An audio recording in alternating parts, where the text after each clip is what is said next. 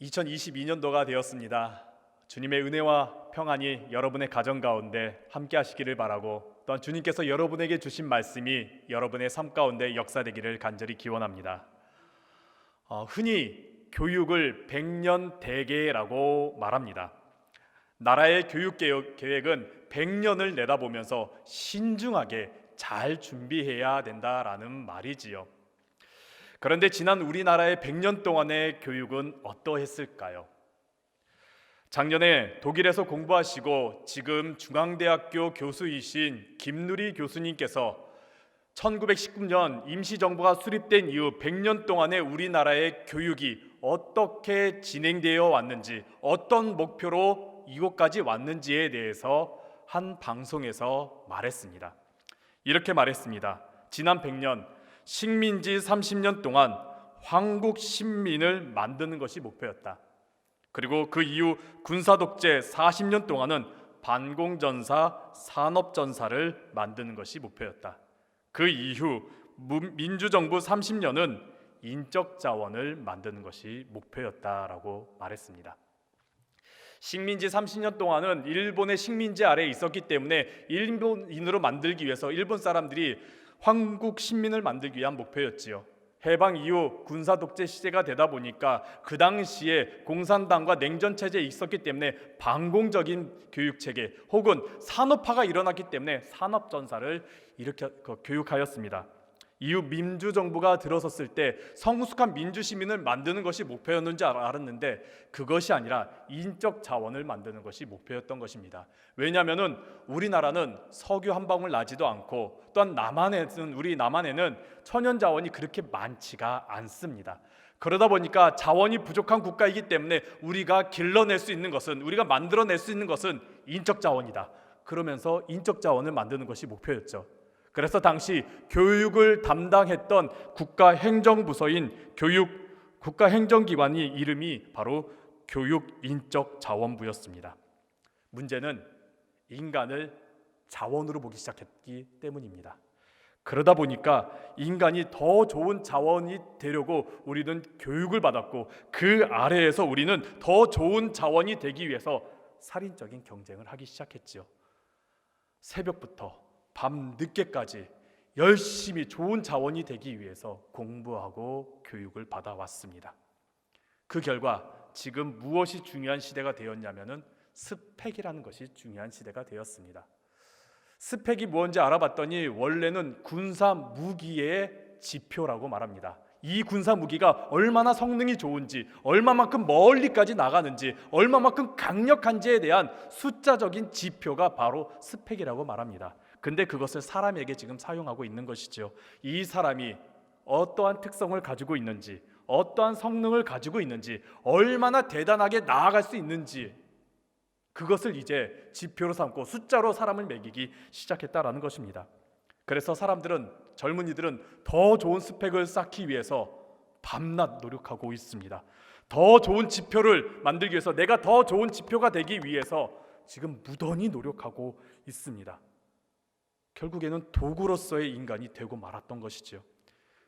나 자신이 얼마만큼 쓸모 있는가, 그리고 쓸모없는 인간인가, 이것만 지금 남게 되어 버렸습니다. 그래서 내가 쓸모 있으면 행복한 거고 내가 쓸모 없으면 불행하다라고 여기는 세상이 되어버린 것이지요. 우리는 지금 교육, 내가 지금 무엇을 배우고 있는지, 내가 어떤 가르침을 가지고 있는지에 대해서 우리가 다시 점검해 볼 필요가 있습니다. 우리가 이러한 교육을 받다 보니까 지금 코로나19 이 위기 상황 속에서 우리가 해답을 찾고 민감하게 바라보는 부분이 무엇입니까? 숫자이지요. 확진자가 얼마나 나왔지? 지금 경제 상황이 얼마나 안 좋은 거지? 그리고 내가 지원금을 어떻게 받을 수 있는 거지? 이런 숫자에 우리가 지금 민감하게 반응하고 있습니다. 우리가 진짜 민감하게 반응해야 될 것은 지금 얼마나 고통받는 사람들이 어떻게 고통받고 있는지, 어떻게 힘들어하게 살아가는지 우리가 그것을 바라봐야 되는데 지금 우리는 숫자에만 지금 민감해져 있는 것이죠. 지금 사람을 많이 만나지 못하고 집 밖에 나가지 못하다 보니까 고독사로 이 땅을 떠나신 분들이 너무나 많이 나타나고 있습니다. 고독사, 이것이 어르신들만 있는 줄 알았더니 그렇지 않더라고요. 통계를 보니까 1인 가구가 많아진 청년들, 그들에게도 지금 나타나고 있습니다. 자살률이요, 코로나19 때 많이 줄어들었어요. 그런데 20대 자살률은 급격하게 증가했습니다. 서울대 아동가정학과에서 발표한 코로나19 취약가정 아동실태조사, 아동들이 어떻게 학대받고 있는지, 어떻게 지금 살아가고 있는지, 취약 지역에 정말 저소득 맞벌이 그 돌봄 취약 아동들이 어떠한지를 조사했더니 평일에 성인이 없이 혼자 집에서 지낸다가 35%였습니다. 그 35% 중에 절반 정도, 40%가 5일 동안 부모님이 없습니다. 어른이 집에 없습니다. 지금 우리는 이런 상황 가운데 살아가고 있는데, 우리가 지금 바라보고 있는 숫자는 확진자가 얼마인지, 우리가 어떻게 되고 있는지 그런 지표만 바라보고 있을 뿐, 고통당하는 자, 괴로워하는 자, 정말 사람의 그 존엄성에 대해서는 우리가 지금 너무 관심을 못 갖고 있는 실태이지요. 이런 어려움 속에서, 이런 삶 속에서 우리는 자꾸 숫자에만 민감하는데, 우리가 이러한 가르침을 받았던 것에 대해서 우리가 다시 점검해야 되고, 우리는 바른 가르침을 받아야 할 것입니다. 오늘 함께 읽은 시편 25편에 있는 내용, 이것은 다윗의 시편입니다. 근데 이 다윗의 시편 25편은 배경에 대해서 정확하게 나타나 있지가 않습니다. 학자들도 이 시편 25편의 배경이 무엇인지 정확하게 말은 하고 있지 못하고 있습니다. 하지만 시편에 있는 내용들을 쭉 읽어보면은, 이 25편에 있는 내용들을 쭉 읽어보면은 다윗이 지금 위기 상황 가운데 있구나라는 것을 우리가 보게 됩니다. 2절과 3절에 있는 말씀을 보면은 다윗이 지금 부끄러움과 수치를 당하고 있음을 보게 됩니다. 그리고 7절에 있는 말씀을 보니까 젊은 시절에 내가 죄를 지은 것으로 말미암아 힘들어하고 있음을 지금 나타내고 있습니다.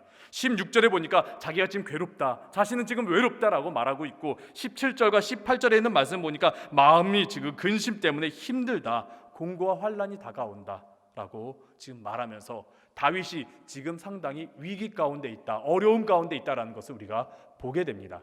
근데 이 모든 위기가 하루에 어떤 시점에 다 일어나진 것을 찾기란 너무 어렵습니다. 다윗의 일생을 보면은 이런 모든 어려움들이, 이런 어려움들이 한순간에 일어나지는 않았던 것이지요.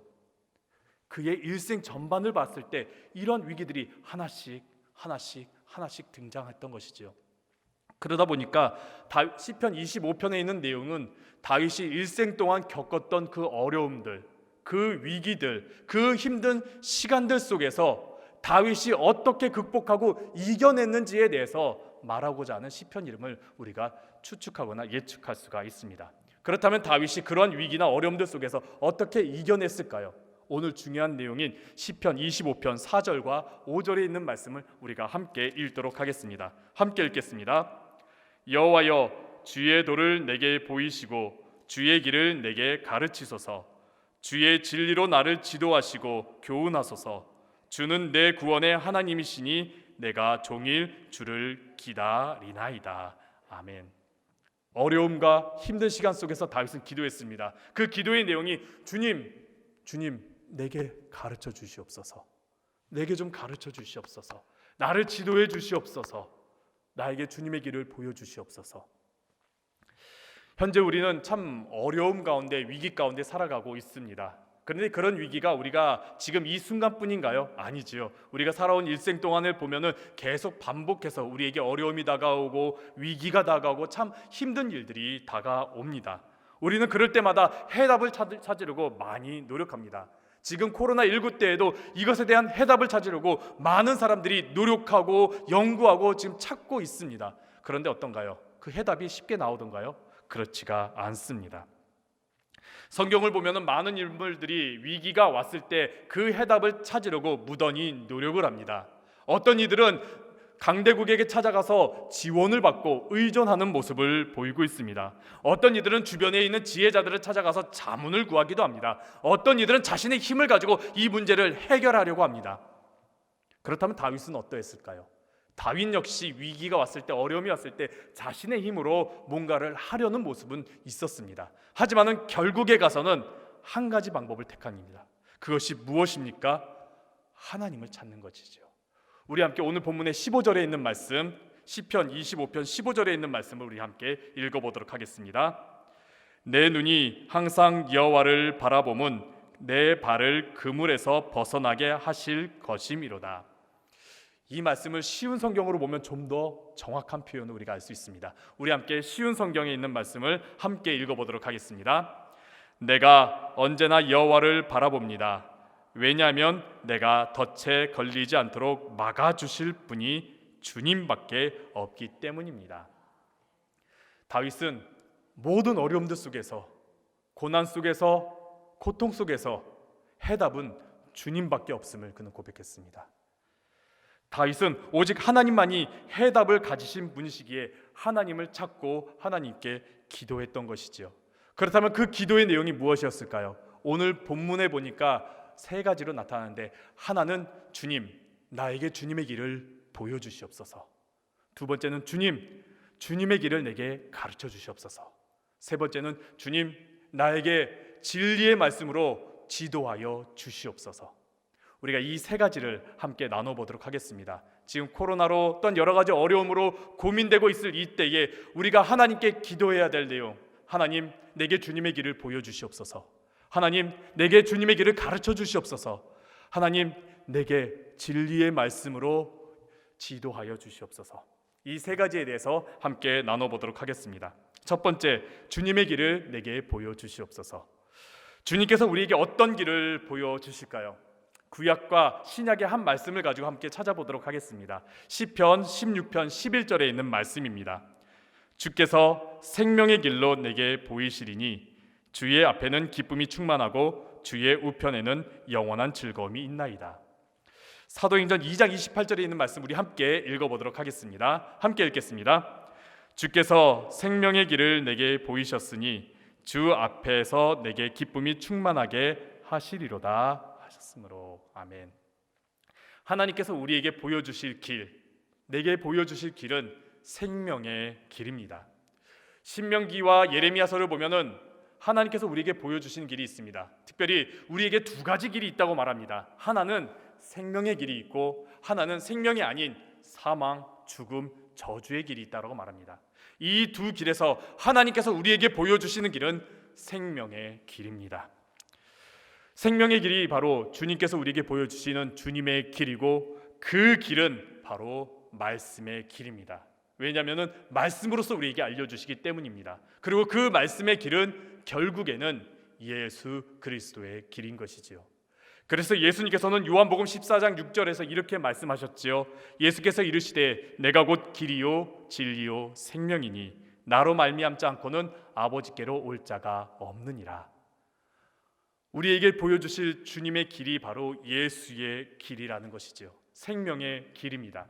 근데 여기서 오늘 본문에서 보다, 보여주다의 그 보다라는 단어가 히브리어로는 야다라는 단어를 사용하고 있는데, 보다라는 의미도 있지만 더 넓은 의미로는 알다라는 의미가 담겨져 있습니다. 이 알다라는 의미는 그저 안다라는 의미가 아니라 내가 보았기 때문에, 내가 경험했기 때문에, 내가 배웠기 때문에 아는 것을 의미하고 있는 것입니다.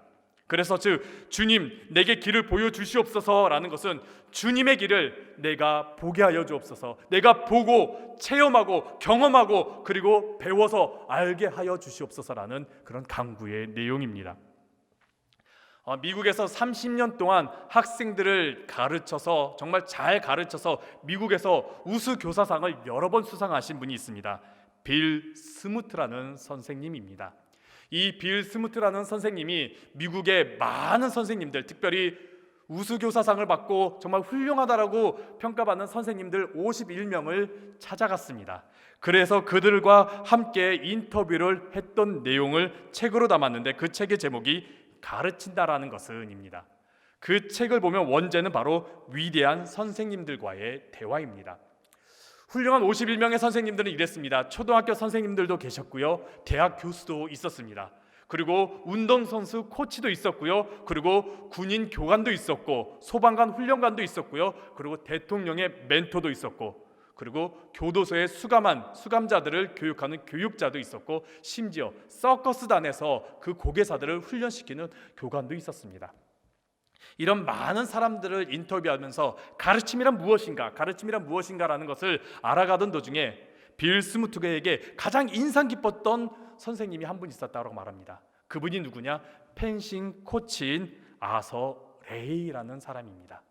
그 아서레인이라는 사람은 90세가 넘은 할아버지였습니다. 그 선생님, 그 코치에게 다가가서 도대체 펜싱이라는 게 무엇입니까? 어떻게 가르치십니까? 라고 그렇게 여쭤보니까 아서레인이 그 빌스무트에게 다가와갖고 손을 붙잡으면서 펜싱은 이렇게 잡고 하는 거예요. 그리고 이런 자세를 가지는 거예요. 그리고 이렇게 움직이는 거예요. 라고 직접 설명하면서 알려줬다라는 것이죠.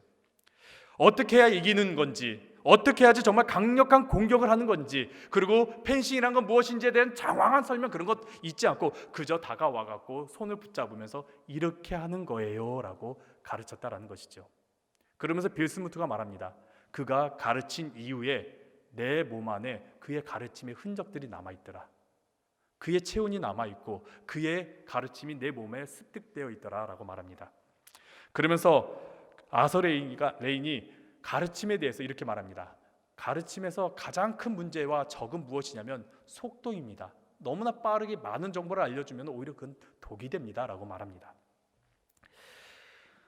주님의 길을 내게 보여주시옵소서. 우리는 빨리 결과가 보여지면 참 좋겠는데, 정확한 답이 빨리빨리 오고 정확한 정보들이 많이 우리에게 다가왔으면 좋겠는데, 그것이 중요한 것이 아니라 하나님께서 내게 직접 다가오셔서 내 손을 붙잡고 내 손을 포개에 씌워서 내가 어떠한 길을 걸어가야 되는지를 보게 하시고 알게 하시고 가르쳐 주시는 것이 우리에게 정말 필요한 가르침이라는 것이지요. 우린 자꾸만 결과만 가르쳐주고 보여주기를 원하는데, 하나님께서 우리에게 주시는 가르침은 우리가 정말 바른 길을 제대로 걸어갈 수 있도록 우리 손을 붙잡아 주시는 것, 우리를 알게 해주시는 것입니다. 그렇기 때문에 어려움 가운데 있을 때, 여러분 힘든 가운데 있을 때, 또 코로나19 때문에 참 고통 가운데 있을 때, 주님 내가 어떤 길을 걸어가야 되는지 모르겠는데 주님 내게 가야 할 길을 보여주시옵소서, 이렇게 기도하시기를 간절히 바랍니다. 정답을 달라고 기도하지 마시고 주님 내가 가야 할 길을 보여주시옵소서. 이 기도로 우리가 가야 할 길을 알게 되는 여러분들 되시기를 간절히 바랍니다. 두 번째는 주님의 길을 가르쳐 주시옵소서.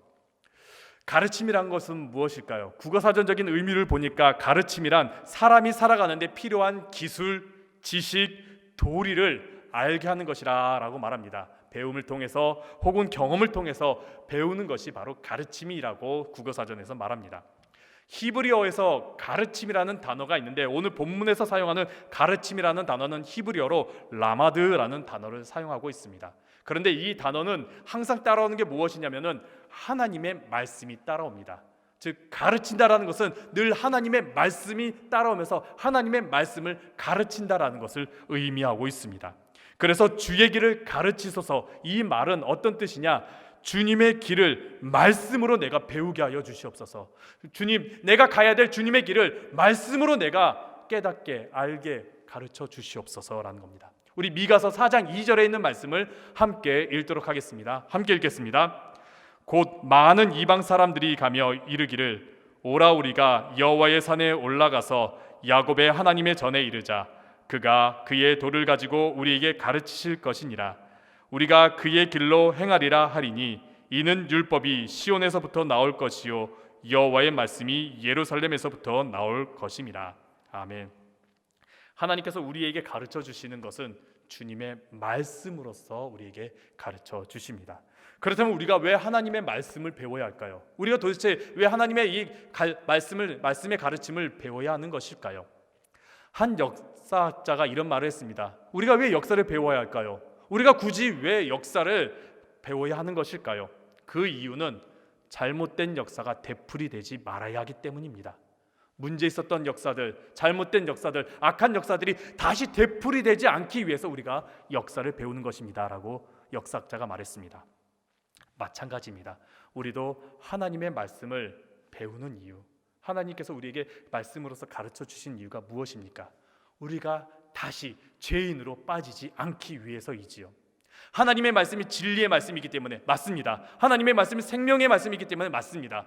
더불어서 우리가 말씀을 배우는 이유는 우리가 다시 죄의 길, 악의 길에 빠지지 않기 위해서 우리가 말씀을 배우는 것이지요. 우리가 하나님의 자녀다운 모습을 가지기 위해서, 우리가 그 십자가의 구원을 잊지 않고 그 십자가의 흔적을 우리가 가지고 살기 위해서, 그리고 진리의 길을 걷고 빛의 길을 걷고 또 생명의 길을 걷기 위해서 우리가 말씀을 배우는 것입니다. 그렇다면 우리가 말씀을 배울 때 어떠한 자세로 배워야 할까요? 오늘 본문에서 그 자세에 대해서 말하고 있습니다. 9절에 있는 말씀 보면 이렇습니다. 9절에 온유한 자의 모습을 나타내고 있습니다. 온유한 자, 9절에서 말하는 온유한 자가 어떤 자이냐? 바로 하나님밖에 구원이 없음을 고백하는 자입니다. 세상을 신뢰하는 자가 아닙니다. 세상에 정답이 있다고 세상을 신뢰하는 자가 아니라 하나님만이 정답이시고 하나님만이 나를 구원하심을 신뢰하는 자가 바로 온유한 자입니다. 그래서 다른 번역서에서는 이를 겸손한 자, 겸비한 자라고 번역하기도 합니다. 이어서 10절에 이렇게 말합니다. 그의 언약과 증거를 지키는 자, 하나님의 말씀을 지키려는 자이지요. 어떤 상황 속에서도 하나님의 말씀을 지키려는 그 자세를 가진 자에게 하나님께서 가르쳐 주신다라고 말합니다. 그리고 12절에서 이렇게 말합니다. 여호와를 경외하는 자에게 하나님께서 가르쳐 주신다라고 말합니다. 하나님을 두려워하지만은 하나님을 사랑하는 자, 하나님께서 내 곁에 있음을 분명히 믿는 자, 하나님께서 나와 동행하심을 분명히 믿는 그 경외하는 자에게 하나님께서 그에게 말씀을 가르쳐 주신다라고 말하지요.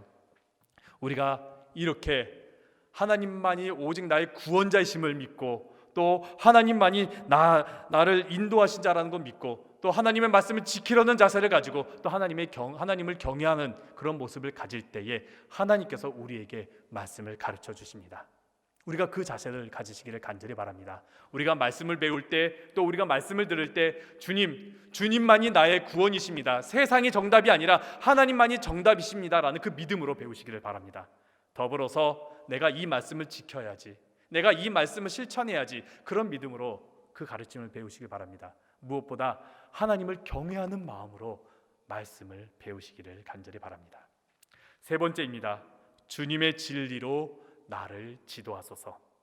우리 함께 5절에 있는 말씀 다시 한 번 더 읽도록 하겠습니다. 함께 읽겠습니다. 주의 진리로 나를 지도하시고 교훈하소서. 주는 내 구원의 하나님이시니 내가 종일 주를 기다리나이다. 아멘. 주의 진리로 나를 지도하소서. 지도하소서. 이 단어를 히브리어로 보니까 나락이라는 단어를 사용하고 있는데 정확한 뜻을 보니까 좀 독특합니다. 땅을 발로 밟다라는 뜻을 가지고 있습니다. 길을 걸어가다, 땅을 내가 발로 밟고 지나가다라는 그런 뜻을 가지고 있습니다. 그래서 이게 도대체 무슨 뜻인가 봤더니 이 단어가 누군가가 나에게 사용했을 때 내가 바르게 길을 걷게 하다라는 의미를 가지고 있습니다. 그래서 지도하다라는 뜻을 가지고 있는데 더 나아가서 인도하다라는 의미가 더 정확한 의미입니다. 즉 주님의 진리로 나를 지도하소서, 이것은 더 정확하게는 주님의 진리로 나를 인도하소서라는 뜻을 가지고 있습니다. 우리가 보고 듣고 그리고 배우고 알아도 힘든 게 하나 있습니다. 그대로 실천하는 것, 행동하는 것이죠. 배우는 것 어떻게든 배울 수 있겠는데 그 배운 것을 그대로 실천하기란 참으로 어렵습니다. 그래서 배움보다 실천이 더 어렵다라고 말하지요. 우리가 살아가면서 정답들 참 많이 알고 있습니다. 우리 너무나 많은 정보를 알고 있고 또 많은 가르침을 배웠기 때문에 우리는 세상 살아가면서 정답들을 정말 많이 알고 있습니다. 하지만은 그대로 실천하는 거 어떤가요? 너무나 어렵지요. 지금 신년이 되었는데 우리가 어떻게 살아갈 것인지 우리가 계획을 잡고 있습니다. 우리가 배운 것을 가지고 올해는 우리가 어떻게 살아가야 되는지 우리는 계획을 하고 또 우리는 어떻게 살아가야 되는지 압니다. 그런데 실천하기란 너무나 어렵습니다. 자녀 양육이 특히 더 그렇지요. 우리 젊은 세대들은 자녀 양육에 대해서 정말 교과서로 많이 배웠습니다.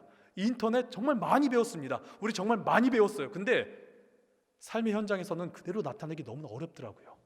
못하겠더라고요. 실천하기 너무나 어렵더라고요. 저도 마찬가지예요. 제가 건강해지려면 어떻게 되는지 알아요. 저는 살을 빼야 돼요. 근데 살을 빼는 거 어떻게 해야 되는지 잘 알아요. 안 먹어야 돼요.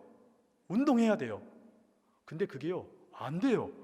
그 실천이 너무 안 돼요. 왜 그럴까요? 이유는 많죠. 게을르기 때문이도 있고요. 뭐 의지가 약하기 때문이도 있고요. 뭐 시간이 없기 때문이기도 있고요. 뭐 여러 가지 이유는 많지만은 그것을 다 종합해 보면 한 가지입니다. 내가 하려고 때문에. 내가 그걸 하려기 때문에, 그러면서 내가 책임져야 되기 때문에, 내가 희생해야 되기 때문에, 그러다 보니까 실천이 어려워집니다. 말씀도 마찬가지입니다. 우리가 말씀을 많이 배웠습니다. 우리가 말씀 많이 알고 있습니다. 근데 유독 실천이 어렵습니다. 왜 그렇습니까? 내가 하려고 하기 때문이죠. 내가 하려고 때문에, 내가 움직이려고 하기 때문에, 내가 그거 모든 것을 다 하려기 때문에 그렇죠. 그렇다면 우리 어떻게 해야 될까요? 말씀 가운데 정답이 있습니다. 우리 함께 잠언 16장 9절에 있는 말씀을 함께 읽도록 하겠습니다. 잠언 16장 9절입니다. 함께 읽겠습니다. 사람이 마음으로 자기의 길을 계획할지라도 그의 걸음을 인도하시는 이는 여호와이시니라. 아멘. 우리가 아무리 계획할지라도 나의 길을 인도하시는 분은 하나님이십니다. 우리는 우리가 실천해야 될 것들, 우리가 가야 될 모든 길의 발걸음은 주님께 맡겨야 합니다. 주님의 인도하심에 맡겨야 합니다. 내가 하려고 하는 것이 아니라 주님을 의지하면서 맡기며 나아가야 되는 겁니다. 여러분, 신앙이란, 믿음이라는 것은요, 내가 하려는 것이 아니라 하나님께서 내 안에서 역사하시고 움직이시고 인도하심을 신뢰하는 것, 그것이 바로 신앙이고 믿음입니다. 하나님을 의지하시길 바랍니다. 내가 하려고 하지 마시고요, 주님께서 내게 가르쳐 주신 그 모든 말씀이 내 안에서 역사하시고 움직이실 것을 신뢰하면서 주님을 의지하고 주님께 맡기시며 그 인도하심을 받으며 살아가는 여러분 되시기를 간절히 바랍니다. 베드로전서 5장 7절에서도 이렇게 말씀합니다. 너희 염려를 다 주께 맡기라. 그가 너희를 돌보시리라. 아멘. 나의 모든 것을 주님께 맡기시고 주님의 돌보심, 그 인도하심을 의지하며 살아가실 때에 하나님의 말씀이 우리 삶 가운데 역사하게 됩니다. 우리가 알고 있던 그 모든 말씀들, 그 약속의 말씀들이 내 안에서 역사하게 됩니다. 그 믿음으로 살아가신 여러분들 되시기를 간절히 바랍니다. 다윗은 자신의 삶의 위기가 왔을 때에, 어려움이 왔을 때에, 큰 고난과 고통 가운데 있을 때에 그는 하나님께 기도했습니다. 하나님, 내게 주님의 길을 보여주옵소서. 하나님, 내게 주님의 길을 가르쳐 주시옵소서. 하나님, 내게 주님의 길을 인도하여 주시옵소서. 우리도 그 믿음으로 살아가기를 간절히 바랍니다. 우리 2022년도 우리 교회의 표가 무엇입니까?